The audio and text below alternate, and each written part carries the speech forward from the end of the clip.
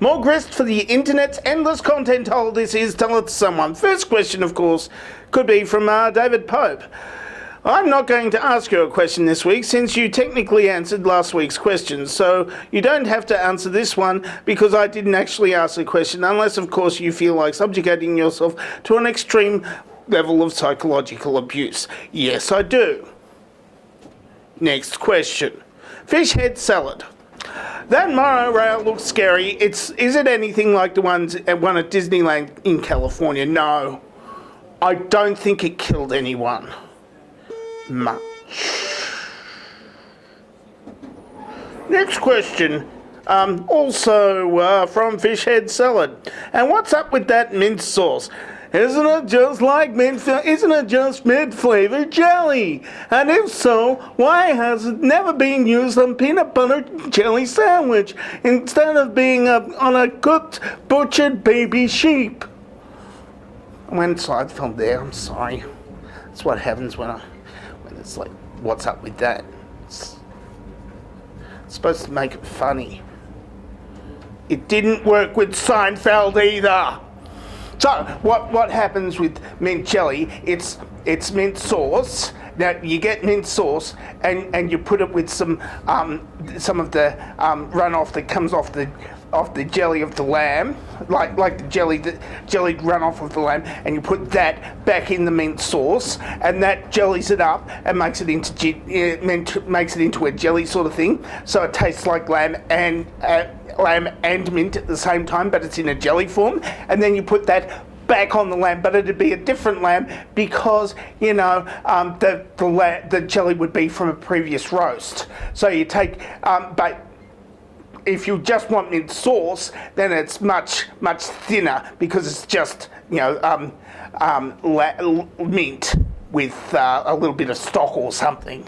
So you don't want it on a sandwich because it's mint and it would taste like a toothpaste sandwich except with no fluoride in it and lamb instead, which is not really good for your teeth, but it's not bad for your teeth, unlike actual jellies and jams which have a lot of sugar in them and acid, but not certain acid, just enough acid to make it tangy, but not enough to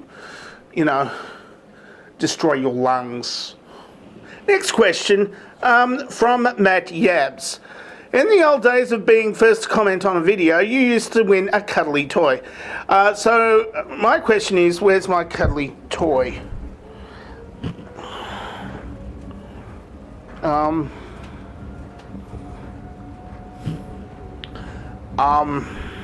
It's under your pillow. Go look under your pillow. Next question from Naked Wombat. Is the monorail just a ruse and you're actually a genie waiting for somebody to give you a good rub? Well, I mean, I checked on the monorail earlier, and in order to get off on the monorail, you gotta get the button, and you gotta wait for the exact right time, and then you gotta press the button vigorously, and apparently that's how you get off on the monorail. Just got to press the button vigorously, because the button's not as sensitive as it used to be, and you've got to wait for exactly the right time. You can't do it while the monorail's still going. You've got to wait for everything to go to a complete stop first, if you know what I mean. Jezza asks the next question. Can I hear your best impression of an angry cat? No. You can get like an inadequate one. Huh?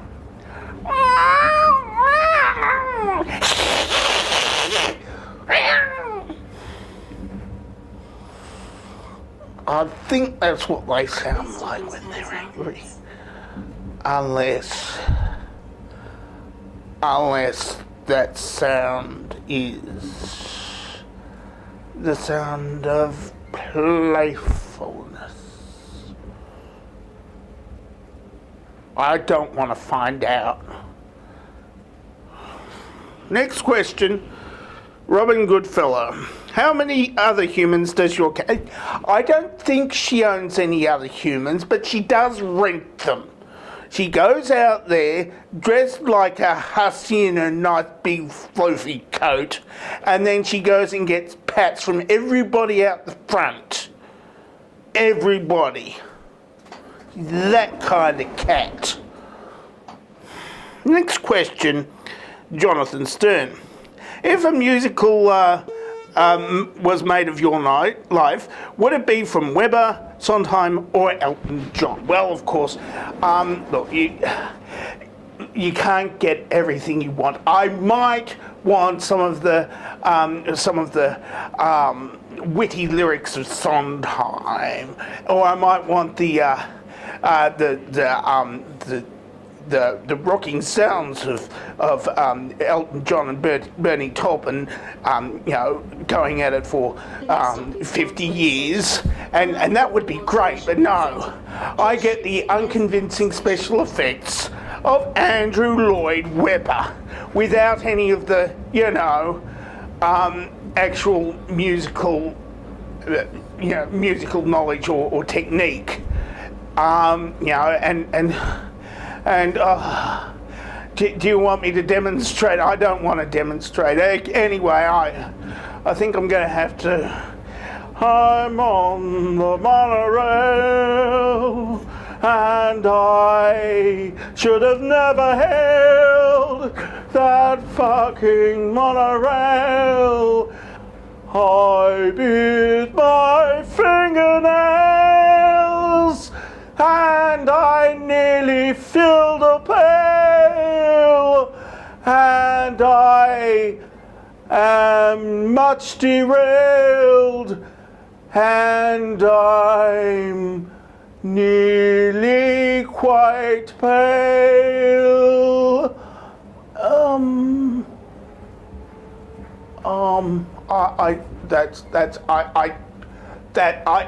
That's all the lyrics I could think of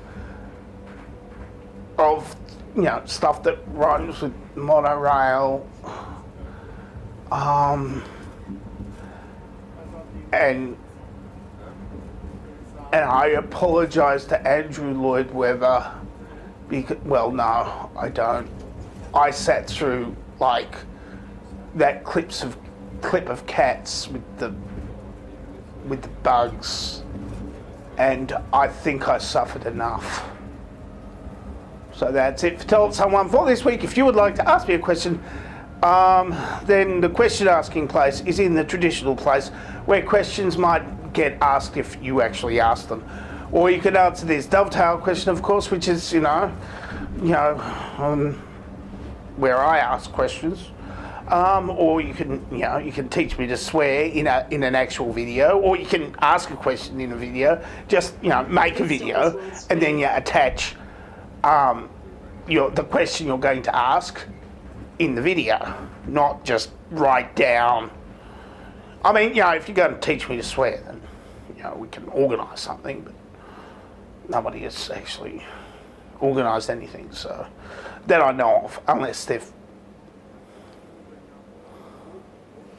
I've just trailed off, so I'm going to say I'm dangerously talented. I don't have a cool sign off.